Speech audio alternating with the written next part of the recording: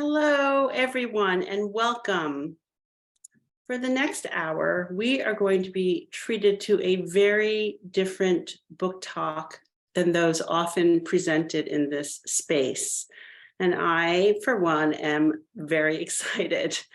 I'm Marcia Eli, and this is Center for Brooklyn History Talks, presented by the Brooklyn Public Library's Center for Brooklyn History and the library's Arts and Culture team, BPL Presents.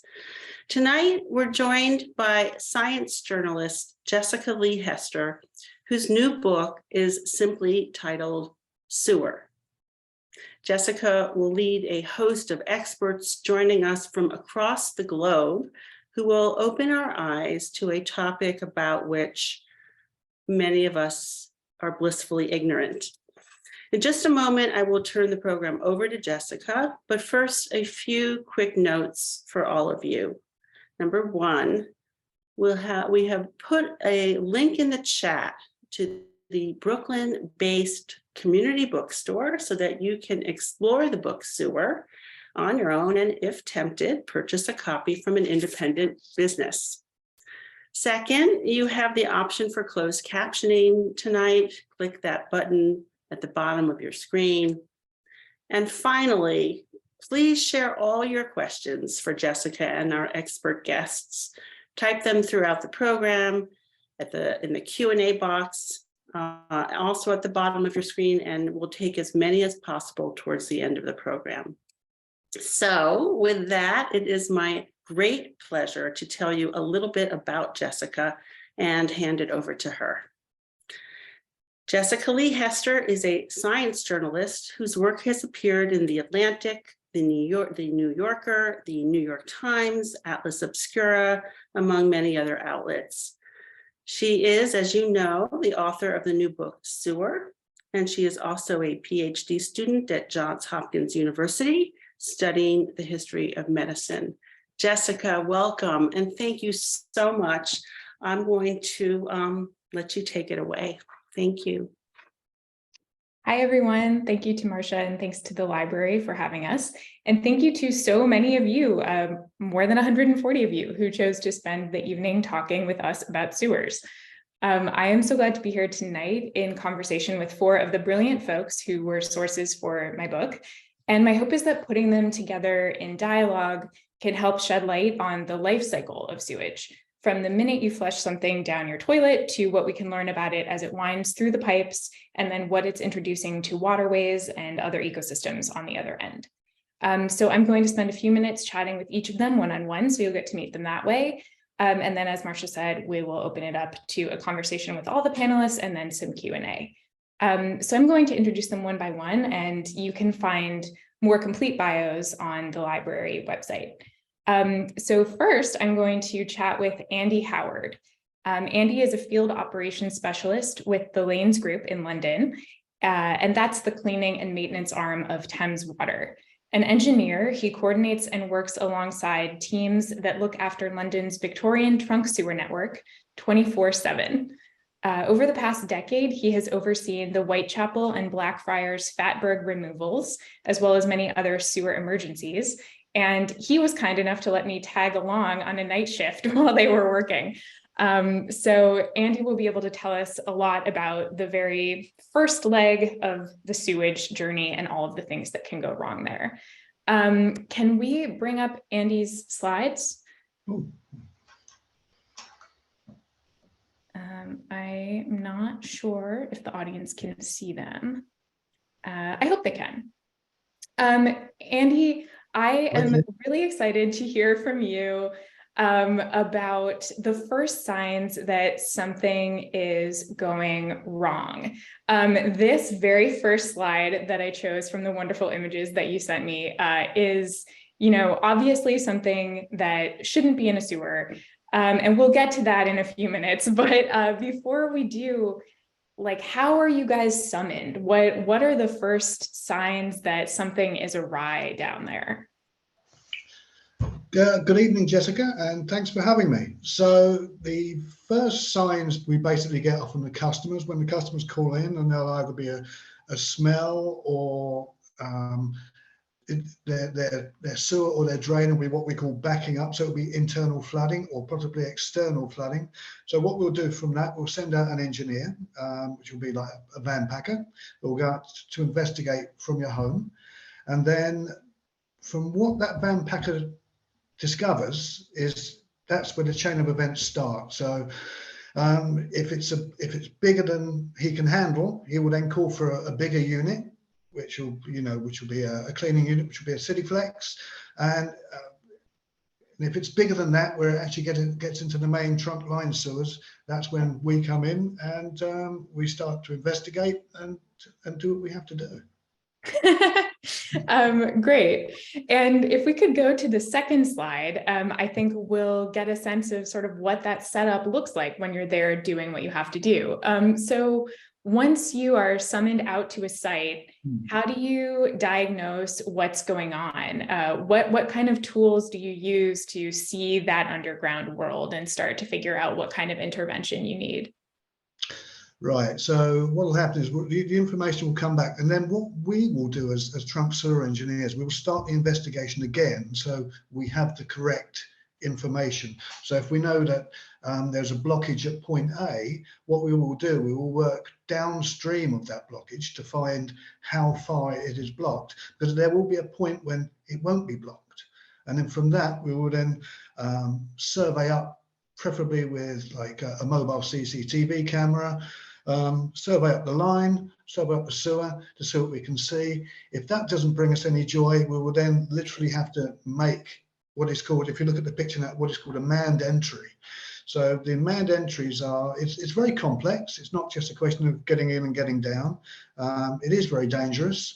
So the team on a what we call a B sewer traverse, which is basically walking the line, will take a minimum of 5 people. You'd have a rescue crew. There's a lot of planning involved, permits. We have to go through an independent authorization board to gain access to the sewers. Yeah, there's a hell of a lot involved. And then when we get in, we'll find out what we need to find. And then from there, we will work out how we're going to get it out, whether we'll dig it by hand or whether we'll clean it with the machinery. Yeah, and it's an ongoing process. Yeah, if we can skip 2 slides ahead, there's actually a great photo of somebody down in there. Can you give us a sense of some of the things that can go wrong for somebody down in there? I mean, that I can imagine intuitively, like being waist deep in wastewater is not pleasant, but you've also pointed out that it's dangerous. Can you just give us a sense of some of those threats? Right, okay. Believe it or not, that's me. Oh, I didn't know that actually. Yeah, I even though I help organize it and I help run it and I help build the actual jobs, I still need to see what I'm looking at myself, so I can build the job from that. So I will go in with the crew and we will survey and take it from there. That there is what it's a famous London landmark. It's Northumberland Avenue, which goes from Trafalgar Square down to the Embankment, where so that's what is called a siphon, as it runs under the underground, and it will drop into the main low level one, which there's 6 main trunk sewer lines that run from London out to the beginning of the Thames estuary, where you have the sewer treatment works at Beckton and Crossness. So this particular photo is we have to drain the sewer system down. So we'll put in a diversion of the sewer system at a place called Western Deep, where it's basically just a big holding tank. And then at the Boadicea landmark by Big Ben, we've got a big door there that we'll shut, and we'll monitor as the flow, because the flow will still keep coming through. So we'll monitor the flow as it comes through at that end. And this is further downstream. So the downstream will drop, so we can get in, measure the silt levels, measure how much fat is caught up in the siphons. There's 4 siphons there, and work out how we're going to get it out. So the main dangers with with all of these things are gas levels, it's asphyxiation, drowning, trapped by movable solids.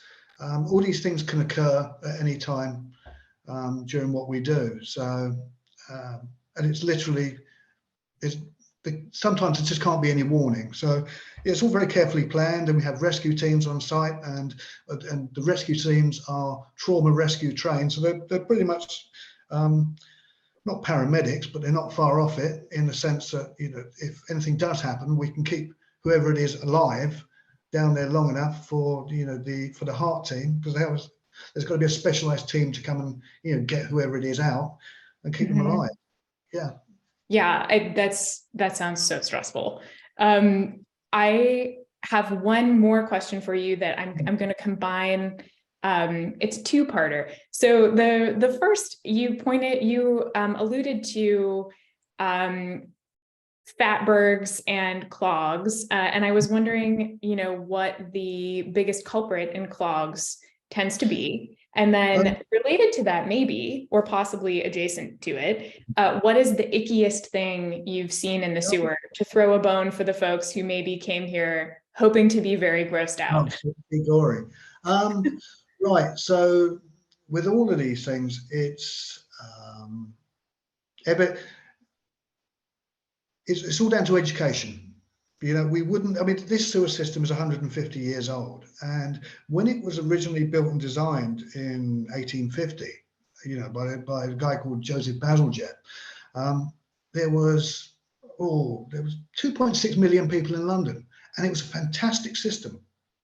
You know, there's been an increase of population of 1.3% per annum over the years, and we're now at 9.5 million people in London, and we're still using the same sewer system. The sewer system works fine. It's a fantastic system. You know, it takes sewage from out to the east, out to the treatment works, where it's treated, and, you know, it's made into drinking water. It's good stuff. I'm drinking it, you know, and I love it. You know. Oh, look at that prop! Perfect. Yeah, they make beer from it and everything. It's great. But yeah, so it's all down to education. The actual sewer system itself it works fine. It is getting older, and it is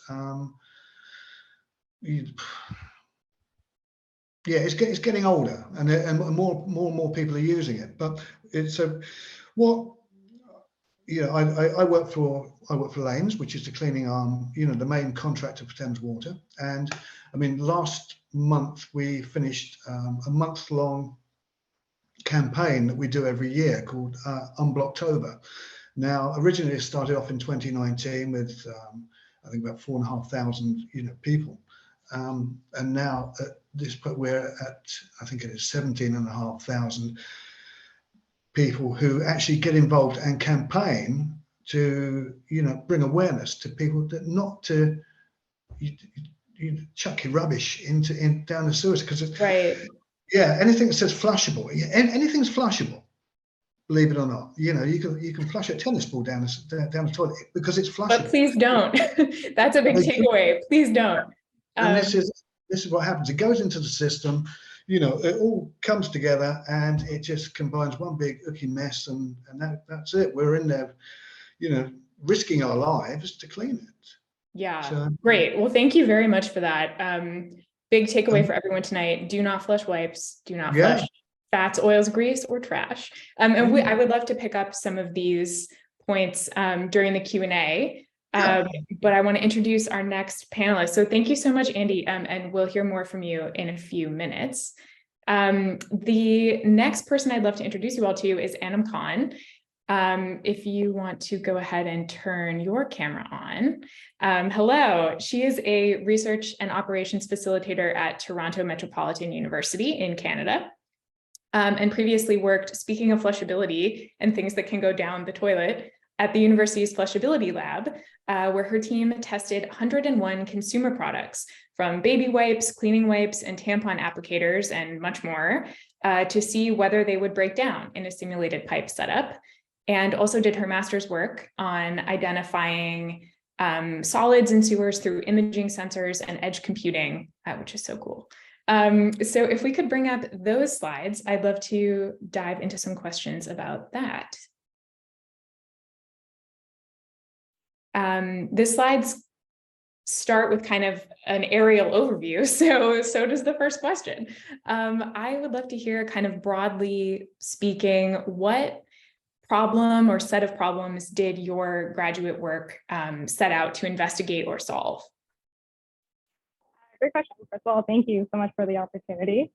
So during my graduate program, I basically was looking at assessing the feasibility of installing imaging sensors in sewers, combined with what you could say are innovative machine learning techniques. And the goal behind that was basically to detect and identify non-flushable consumer products in sewers. So I always try to add the non in front of it, so that I'm not misleadingly calling these flushables, but I know that that is the common term. And so the problem that I set out to solve was basically around the mass influxes of these products, so so-called non-flushables, entering the sewer systems, as Andy was describing, and causing these massive fatbergs. And for anyone that hasn't heard that term fatberg before, it was basically what Andy was showing in his slides before.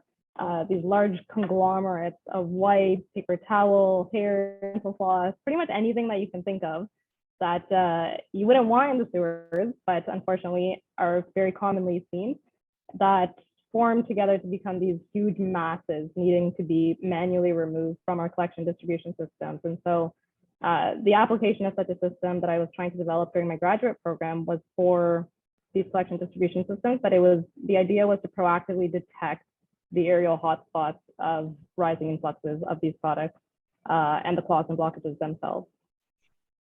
Yeah, so why is it helpful to try and detect the trash before it becomes a fatberg? Or why is it useful to detect fatbergs when they're small? Great question. The trend that utilities have been seeing over, I want to say, the last decade and a half, and now I don't work at a utility myself, so I can't provide that overview of what's actually seen in day-to-day operations, but Barry Orr, who's been a phenomenal lead on the project, he's described his day-to-day operations. I'm sure you've seen some photos of him standing beside some of these massive fatbergs. And so the reason that it's important to identify these proactively is so that we're avoiding any types of overflows, right? A lot of these times, utility managers or employees will need to go in, operators will need to go in and manually repair the infrastructure. There are a lot of damages that come with it. It becomes very costly to utilities, and that ends up being taxpayer dollars. And so we want to try and avoid those issues from occurring in the first place, as opposed to letting them occur and then reactively dealing with them.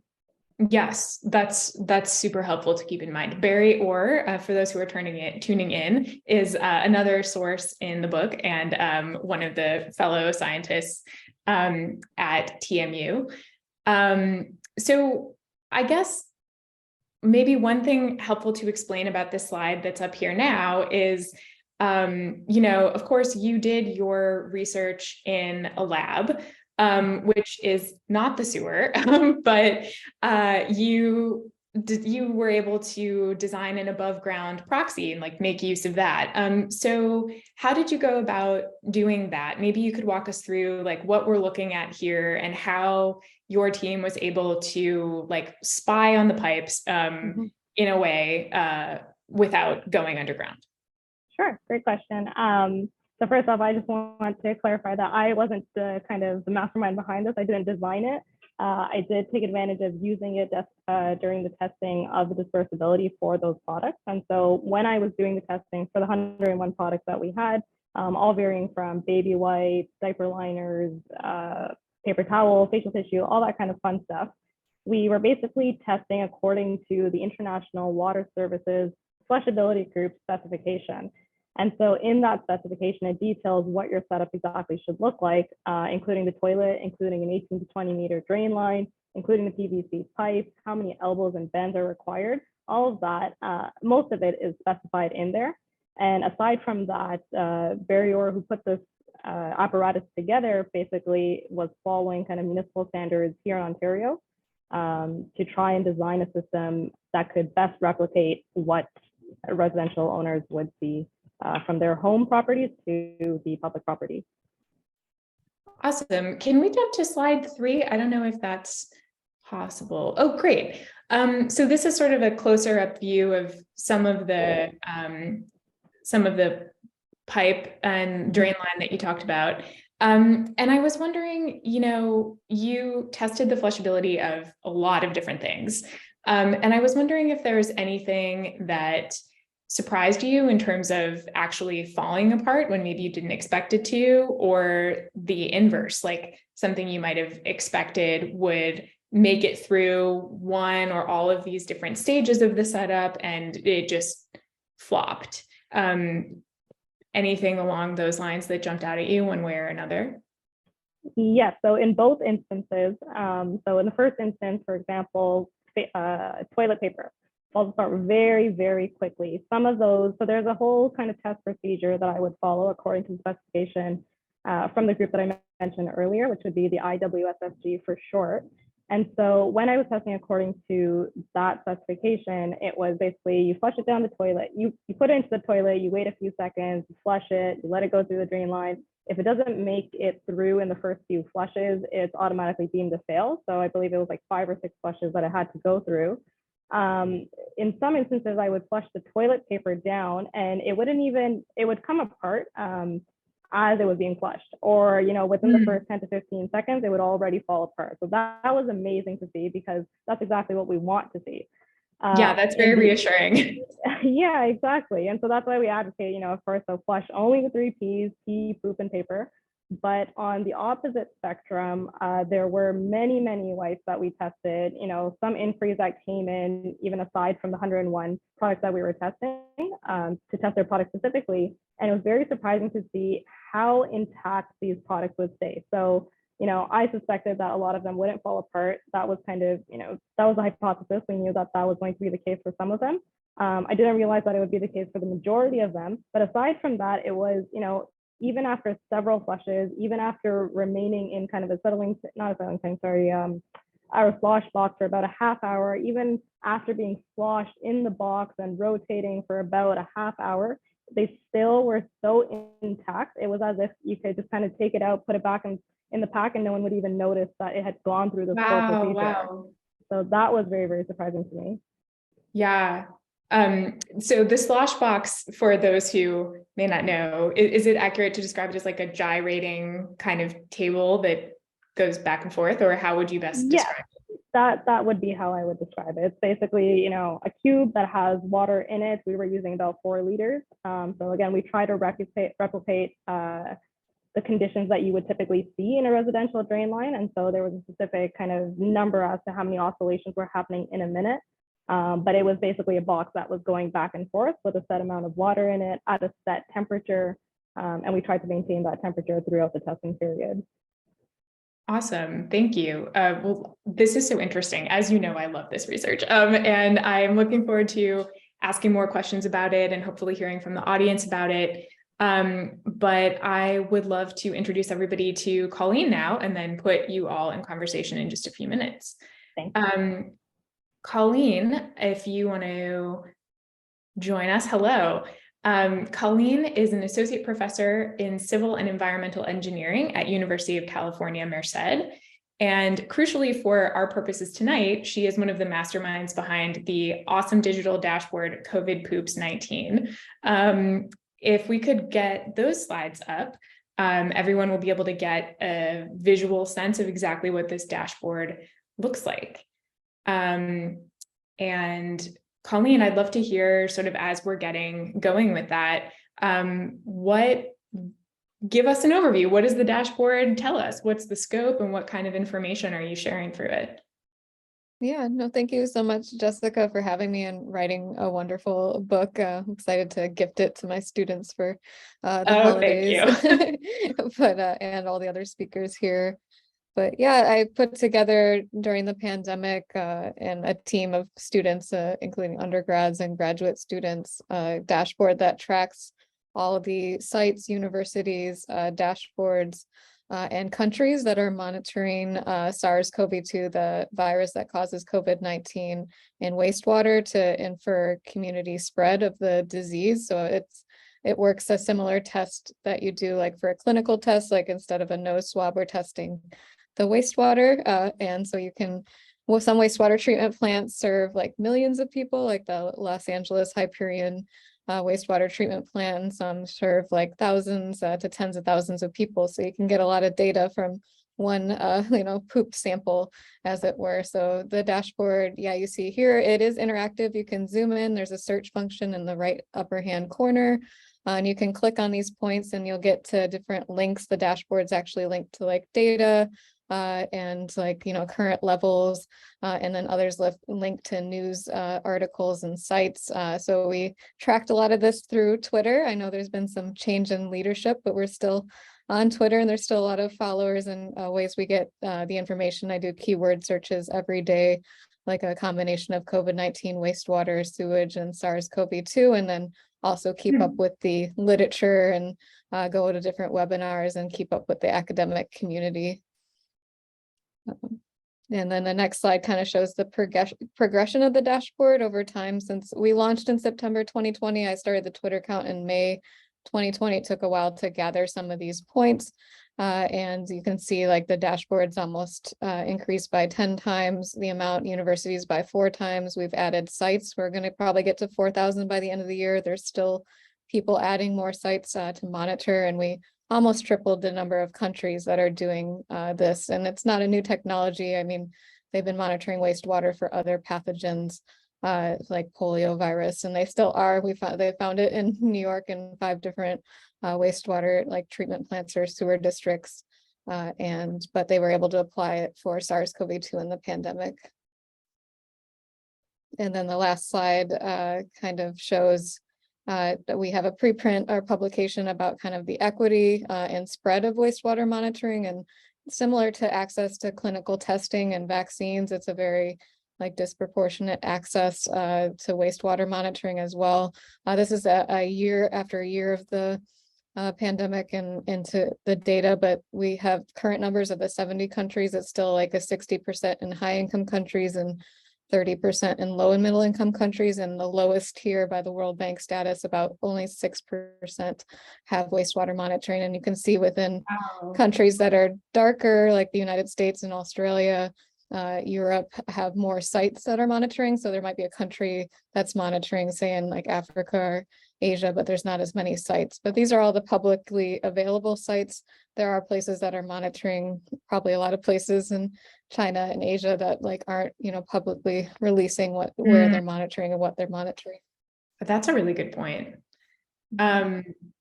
You mentioned just now that, it's possible to track a lot of different things in wastewater, polio, Zika, hepatitis, dengue, that many things. And I was wondering, do you see these monitoring projects expanding their scope or scaling up, given that this infrastructure is now more widely in place after really ramping up during the pandemic? Or what do you think will happen if/when COVID is more squarely in the rearview mirror to all of the potential for tracking that has really gained momentum lately? Yeah, I mean, we hope that we've created this huge like global network. Like I felt like sometimes more connected to the world and like internationally, like during the pandemic was when I was in lockdown than when things were like normal, since I was just like interacting with a lot of the people monitoring across the world. So we have this infrastructure in place and more people trained in all those universities and all those students. And I see it expanding. Like I just met with my students before this and they're like, oh, I got to get like, 60 more points in Oklahoma added because they expanded their dashboard and I have finals. And I'm like, oh, we'll get there. So that's so cool though. That's great.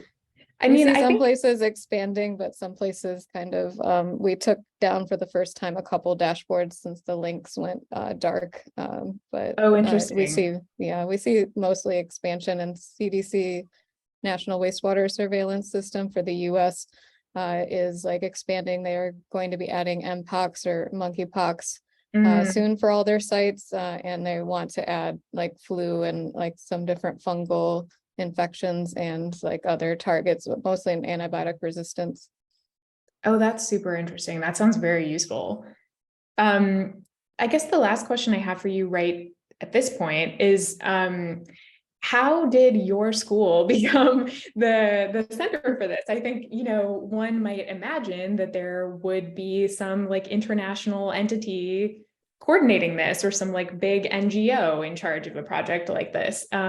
Why do you think that didn't exist? And how did it come to pass that you guys stepped up to offer this service? Yeah, no, great question. I mean, I think you saw from the university you're at, Johns Hopkins University, that they were made the big COVID monitoring dashboard for the cases. So I was seeing this wastewater monitoring come up, and I was like, oh, we need a dashboard for wastewater, especially since it can be kind of an early warning system for the disease, since you get the information from a larger population and quicker turnaround. So it just, why it happened, why we became a repository, just my background of being engineer and like familiar with wastewater monitoring for different pathogens. I mean, the World Health Organization tracks environmental surveillance or wastewater surveillance for polio, and they have a guidance document. So that would be probably like the natural home, but it's difficult to keep and maintain these systems and fund them. I've been kind of cobbling together different grants and funding students to maintain it, and I'm like happy to keep doing it. And we want to expand beyond COVID, but it would be good to have more long-term support. But data sometimes isn't as sexy to keep doing or monitoring or funding, and World Health Organization and these international agencies are underfunded a lot of the time from their commitments from the countries. So we kind of have to fill in the gaps as researchers where we can.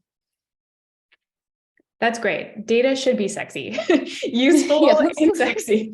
Awesome. Well, thank you so much for that. And I look forward to bringing you back into the conversation in a few minutes. But for now, we'd love to hear from our last panelist. Carrie Roble is the Vice President of Estuary and Education at Hudson River Park's River Project in New York City. An aquatic ecologist, science communicator, and community leader, Carrie is dedicated to clean water and inclusive science. Hi, Carrie. Thanks for coming. Carrie has some slides to show as well. And while those are being pulled up, I just want to ask kind of a big framing question, which is, as I just told everyone, you work in a park, which is a place that people probably don't immediately associate with sewage for obvious reasons. But your particular location, I think, is a really interesting place to keep an eye on wastewater entering New York City's waterways. So I hope that your presentation can give us a sense of like how and why you all keep an eye on sewage and the bacteria and trash that is carried in it. So I'd love to hear from you about that. Thanks so much, Jessica. And I'm going to echo what everyone else said. Thank you for having us today to share on this important topic. So sure, waterfront areas, especially in this densely populated, developed city that we fondly call New York City, we're an archipelago. So really any waterfront location is a pretty great place to research, educate, and engage our community about our sewers. So my work, yes, is centered in Hudson River Park. We're a 4-mile waterfront park on Manhattan's west side. And then our waters in this park are uniquely designated as an estuarine sanctuary. So Hudson River Park's River Project Department, which I help lead, we're then committed to connecting community to our waters. And we do that through a few different ways. If we go to the next slide, you'll see how we host field trips. We bring community into our research projects through community science. And then we also independently conduct our own work, monitoring work around rivers' health. So because we're in New York City, I get the opportunity to also kind of help us pan out. So if you go to the next slide, it's fun to orient yourself to think of the city in terms of its sewer sheds. So often we talk about watersheds, how water moves throughout geographies, but in New York City, we have an opportunity to consider our sewer sheds, how literally our water moves through pipe systems to wastewater treatment plants. and then is processed and cleaned and goes back into our local waterways. So our wastewater treatment plants, they have a capacity though. They can process about 1,800 million gallons of water daily. But our sewer system often gets overwhelmed. So if we go to the next slide, this map is dotted with combined sewer outfall points. And then the chart next to it is showing the amount of gallons of water that these outfall points release.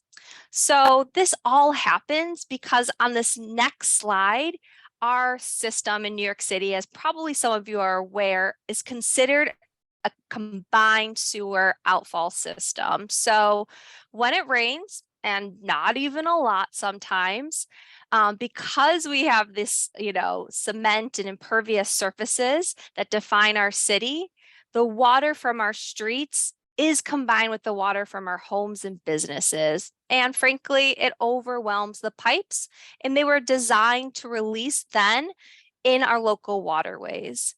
And this happens on a regular basis. So the park in Hudson River Park, we focus on a few different indicators of health that look at this relationship between our sewers and our local waterways. So I'm just going to talk about a couple of projects happening right here.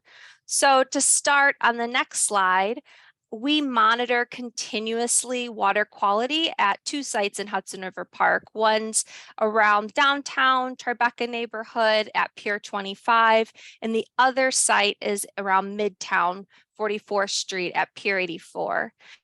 And this allows us to share, it's an open source data set, but to share our water quality conditions in real time with community, with scientists, so that people can look at this as a source that's reliable before maybe choosing to go kayaking, or perhaps before choosing to go to the beach. On the next slide, you can see this public dashboard that we created. And this is a great space for you to click around and explore and to kind of see how our water quality fluctuates. And uniquely, we designed a CSO risk model with the support of a professor from Lamont Doherty Earth Observatory, Wade McGillis. And this was helping to alert, again, our recreational users, people that are coming to the water's edge, about the potential risk of sewers outfalls, and that therefore how to change your behavior perhaps in relation. But what we also want people to take from this is that often our waters are a lot cleaner than maybe you would think. So on the next slide, I'm going to jump into another project. We're also collecting samples throughout the kind of high recreation season, May through September, with a ton of other groups in New York City. We're collecting water samples to look at pathogens, and it's all part of a citizen water quality testing program. And so the park collects at 6 sites, and we also have tons of volunteers that help us to collect at other locations. And we process it to look for Enterococcus, the presence of this gut bacteria that's in animals. And on the next slide, you can see those findings from 2012 to 2022. And we had this past year 3 of the cleaner sites, but again, it's important that we also share when these sites don't meet Department of Health standards, so that we can make the right choices around how we interact with our waterways. And then the final project I just wanted to speak briefly about is our microplastics project. So from about 2015, we started a surface trawl project to understand the presence of microplastics and their distribution. And just to be clear about what microplastics are, they're a piece of plastics that is smaller than 0.5 millimeters. And often these plastics break down from larger plastics, and a source is likely CSOs. So we wanted to compare the concentration of microplastics found in Hudson River Park's waters to other regional surveys.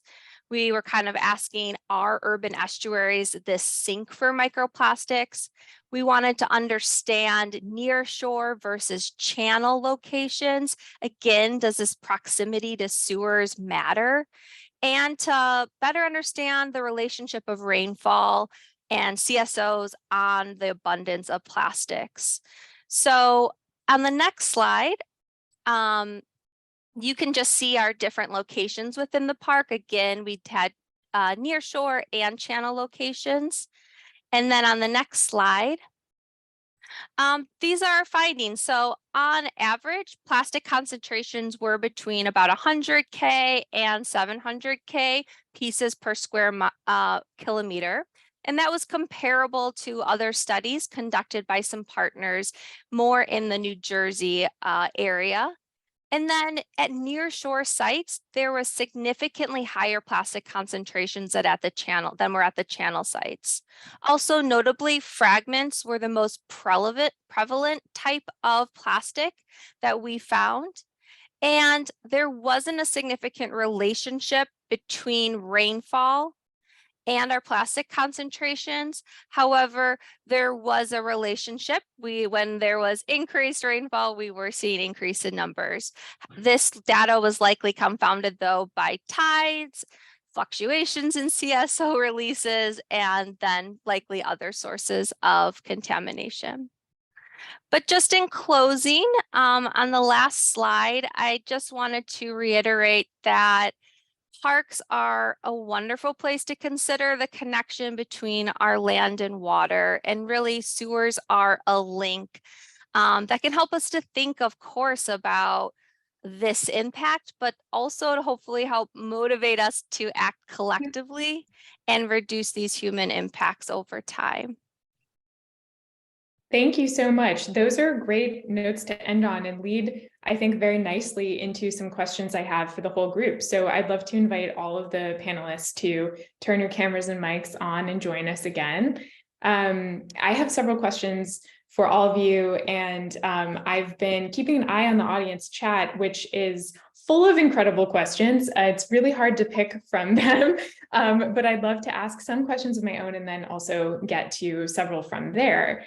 And one thing that I'd like to pose to all of you that I think many of you touched on is this potential power of data, whether real-time monitoring or like close to real-time monitoring for tracking everything from viral load to trash going through a sewer. So why is this focus on data helpful and for whom? Maybe Colleen, that seems like an obvious one for you to kick us off with. Yeah, thank you. No, I love data. And yeah, real time is really important. I mean, we saw it with the SARS-CoV-2 monitoring. We're not quite at real time. It still is like a 24-hour turnaround, but that's faster than we saw with clinical cases and for like a larger population. So we can start seeing, we even see individual variants emerging, like Omicron was detected in Merced's wastewater through our monitoring program 2 weeks before the first clinical test was sequenced, just since there was so much lag with that. And just in general for other things in the sewers, like you said, trash or sewer overflows that Andy's talking about, I guess these customer complaints or issues, like it'd be great to have more of those sensors out there so we can prevent like environmental contamination and also for public health reasons. So it's really important, but we're limited by, you know, resources and time, but a lot of these things are getting cheaper to do. Yeah. Anna or Andy, do you want to pick up on that? Sure. Andy, take it away. No, please go on. There's one point that I wanted to add. Sometimes in these large systems, you know, sometimes it could be, if we're not already monitoring parts of the system, it's basically out of sight, out of mind. And so I feel that a lot of the times when we have new technology being installed in parts of the system, these different parts of the system are basically speaking to one another. And so something can be an indicator of what will likely happen downstream. And that again kind of goes back to the point that I was mentioning earlier, about being proactive with your approach rather than waiting for something to happen and then taking a reactive measure to deal with it? I was going to say pretty much the same thing. Yeah, it's by collecting the data you have, you can see and monitor what's going to happen in the future and put mitigation in to obviously prevent that. So yeah, that's what we do. And I may just conclude with saying that there's a lot of power in making these dashboards public, like helping our community ask really powerful questions and explore the data and helping them have the tools to do that, because that's really what's going to help us, begin to put positive pressure on our electeds and take other collective action to make change to reduce the impacts of sewers on our waters. Yeah, that's great. And that leads really nicely into another question that I had for all of you, which is, I think one of the takeaways that I learned from having the privilege of talking to you, for more occasions beyond this, is that sewer stewardship involves both individual and larger scale action at the level of policy and infrastructure funding. And so I'm curious to hear from your perspective, what is like one thing individual people can do starting like next time they use the bathroom or walk around the street to be gentler to sewers? And then also, if you'd like to elaborate or zoom out and scale up to answer another version of that question, what are some of the, bigger scale changes that you think would be most helpful?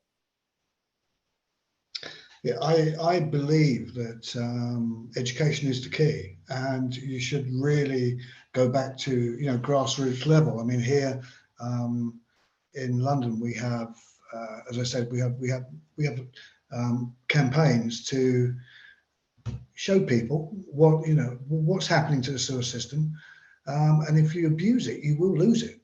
That's the bottom line. And to educate right from the word go, from primary through to senior, we've noticed there is a change. Of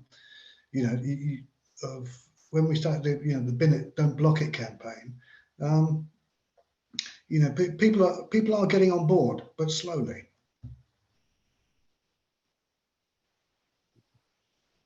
I think Adam had some great things for individual, like the 3 Ps, poos, pee, and paper only down the toilet, and just preventing those. We just had Thanksgiving holiday in the US, fats, oils, and greases, not down the sink. You can use it in your gravy or other things if you partake. And yeah, larger scale, like supporting and advocating for legislation to keep these systems maintained, since it's harder for the things underneath the ground to notice, but they are aging, as Andy said. Maybe not as much as in London, they're like a bit older than the US, but we're having some problems. And the Inflation Reduction Act was great. It will provide some funding, but there's so much more needed.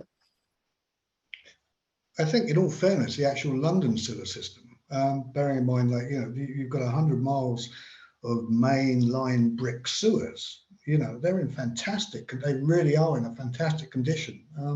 They were very well built, and they've served the test of time. It's not the sewers that the issue is; the people that use them. That's what we have to do. We have to literally get people to understand that it is designed for pee, poo, and paper, nothing more, nothing less. Because since we've had the COVID pandemic and all these different epidemics, and people they're using their gloves and their face masks, and they're literally just throwing them down the toilet, because the increase we've noticed it. It's unprecedented. I mean, we are busy. It's yeah.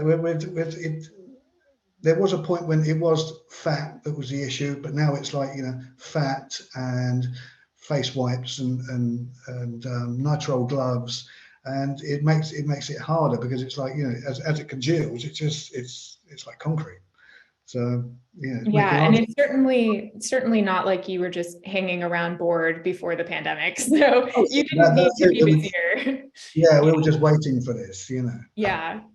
Well, I'd love to turn to some questions from the audience because there are so many good ones. And I'd love to try and get through as many as we can. One, Andy, that I think you might have particular insight into, and I imagine this is place specific, is how often are sewers inspected and how are compliance factors determined? Right, okay, so sewers are inspected literally 24 hours a day, 7 days a week. We have night teams, we have day teams, we work Christmas Day, we work every day of the week. I mean, I work 6 days a week, regardless. So yeah, we will go out and we have what are dashboard hotspots. So especially in the south of the river, because they pollute more in the south of the river for some unknown reason. And we have hotspots, and we will literally survey these sewers 24 hours a day, because I think it works. There's 13,000 miles of Bricker tributary sewers that go into the mainline sewers, and it's just a constant job. You've got crews out there cleaning it, surveying it, unblocking. It's 75,000 blockages last year alone. That's wild. That's truly so many. Yeah, there's not an infinite number of us, but and we do the best we can. As I say, it's all down to it's education. It's getting people to understand that you can't just keep abusing the sewer system, because believe me, when it's flowing out into the street, and it does, people are the first to moan. So if you can change that, we can make life a bit easier. Yeah. Sounds good to me. One of the things that has come up in several of the questions is responsibility placed on manufacturers and not just on individuals. And so, Anna, I think maybe that's something you could kick us off with in terms of thinking about labeling standards for flushability, increasing pressure on manufacturers, laws around labeling. Do you have a sense of sort of what the shifting landscape of that looks like? So this has been kind of a common, battle for the last few years now. There has been a strong push to basically get manufacturers to start appropriately labeling their products as do not flush, or with a do not flush universal logo, or even with that caption. When I was testing over 100 of these different products, one of the pieces that I came across was that the industry does have its own kind of labeling practice, but what we did find was that they weren't exactly being adhered to. So that same criteria that was listed by the industry wasn't being followed by the same manufacturers that it was designed to be adhered to by. Some of the logos that we did find, if they were on the packaging or, under the flap, for example, or they basically blended in with the color of the packaging. So for example, if you bought, let's say, a purple package of a set of wipes, the logo itself, that was a do not flush logo, was very, very small under the flap, and it was also purple. So it's very interesting to see that they would understand that it needs to be there, but not make it evident enough that its focal point is to raise that message about do not flush it down. So there has been a big push in recent years. Unfortunately, it hasn't picked up enough to the point where there is a standard definition for flushability, and manufacturers will be lobbied for it. But I do think it is moving in the right direction, and with more awareness, we can get there. Carrie, the park also has experimented with different signs, like reminding people about trash, right? Do you have any thoughts about how to get people to think clearly about how they're using the recycling or trash bins at the park, kind of regardless of what the manufacturing label says? Sure. Yeah. So Making good behaviors or environmentally sound behaviors easy is super important, and cities and parks can think about how to make our bins and prompts for environmental behaviors as obvious and clear as possible. So the park has a Park Over Plastic campaign where we have played around with messaging. We've thought about and tested, how do people respond to certain imagery of trash in our waters, and motivational prompts to encourage, and kind of what are those motivating factors. And it is interesting to look at different demographics, just age differences alone. There are different kind of motivators. Often people that were more from our boomers age were motivated by kind of financial incentives, while people in Gen Z more found like connection to values in the project that we hosted in the park. But lowering barriers is just key to participation in any project or any, environmental effort that we want to do. So I think that's key is, geographically spacing out recycling bins throughout the park with trash bins, and always pairing them so you can make the right choice when you do need to get rid of your waste. Great.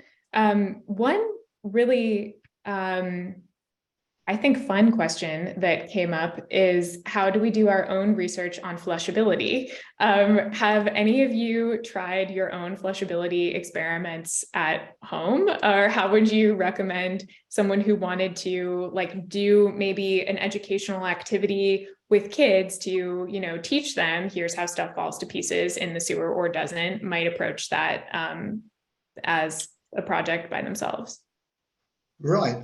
We did something on this a couple of years ago, and it was basically for primary children. And basically, if you get a jar, fill it, just fill it with water, and if you put toilet paper in, and the jar's going to be full, about 3/4. Put toilet paper. You shake it, so within 5 to 10 seconds of shaking it, it will disintegrate and break down.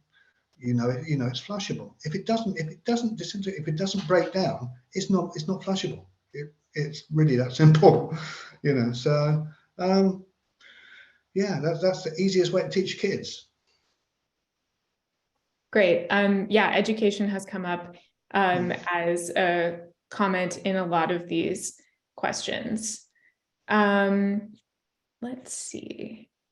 One that I thought was really a good point is that one person says, I'm hearing a lot about individuals not using sewers properly, but not a lot about industry violating rules by dumping themselves. That's a great question. Carrie, you're nodding enthusiastically. Do you want to speak to that, the kind of broader scale problem of industry? Sure, I'm happy to start, and please jump in, everyone else. But yes, it's a matter of scale, not only, our response to this problem. So it's exciting that we now in New York City have trackers like Wait, an app where you can actually get notifications on your phone to know to conserve water, maybe not flush the toilet or do your dishes for whatever a few hours during a rainstorm. But we need to, yes, look to models where our companies and where larger scale spaces are also making those same types of decisions to reduce water. So how can we think in New York City, citywide, around green infrastructure? How can that be incentivized, celebrated, and also have business is held accountable for meeting certain metrics around our around green infrastructure and providing kind of those buffers of rainwater going into our system. So I think green infrastructure and putting that on companies is one possible way to reduce some of the kind of load and tax on our sewer system during rain events specifically. Yeah, and just to that question, there is a lot of regulation through the Clean Water Act. I mean, of course, there's people violating things and dumping things, and I think the UK has been having some particular discharge issues. But we have the National Pollutant Discharge Elimination System, NPDS, and permitting, and they, like, I've been to these treatment plants and they like have a lot of regulations, and they monitor the industries that are, you know, coming into their treatment plant and everything. We really just need to continue to fund the Environmental Protection Agency so we can monitor more. So when we see these like violations and have more of the data and the systems out there to like enforce the legislation and the laws, because it's there, but it's, you know, hard to monitor at such a scale. Yeah, I actually have another question that I would love to direct to you, Colleen. There's a question that is sort of about the future of sewers as urban infrastructure. And the way that the question asker poses it is in the context of some cities such as Metro Vancouver experimenting with heat recovery as a form of district heating, and that being kind of one way of thinking about, you know, like different purposes that sewers can serve. And, you know, you obviously are highlighting the way that sewers can also shed a lot of light on like public health. And so do you see like any relationship between those two things, like any kind of projection or prognostication about like future directions that sewers can push us in terms of questions we can ask about cities and health and the people who live there? Yeah, no, that was an excellent question. And like, I haven't heard about the heating system. So I find about new things all the time about how we're using our sewer systems for different resources, and they should be called water resource recovery facilities. I still use wastewater treatment. There's no such thing as waste. We could better do the circular economy and like reuse everything, but we do need to be careful because there are antibiotics, chemicals, and other things in there that we're still learning about, and how even though we can remove them very well, some things still get through with the like reverse osmosis and filters. But yeah, I mean, the COVID monitoring, we're using it much more for public health now. There's a lot more interaction between water utilities and public health, which are usually like kind of separate agencies and systems, which is great. And in California, we really lack water. So a lot of the treatment plants around here they're giving the water for agriculture or selling it now. And they're like, we actually don't have enough water to sell, like it's all going, or we're like won't meet our contracts. So I think we're going to see a lot more of that moving forward, just of wastewater as a resource for different things. Great. Well, we are out of time. I would love to keep asking you questions forever, but we've already gone about 5 minutes over. So I would like to thank you all so much for spending part of your evening talking with all of us about sewers. I'm so grateful for your time now, and also for the many, many months, in some cases years, that I pestered you with questions for this book. So a pleasure to see you. Thank you for sharing all of the wisdom that you have. And I'd love to turn it back to Marcia. Thank you, Jessica. And I want to thank you all as well. And I want to thank you, Jessica. There were so many takeaways from this conversation. But the big one is education, that we all need to be a little bit more aware and not abuse the sewer system. No tennis balls. No flood. Just because you can doesn't mean you should.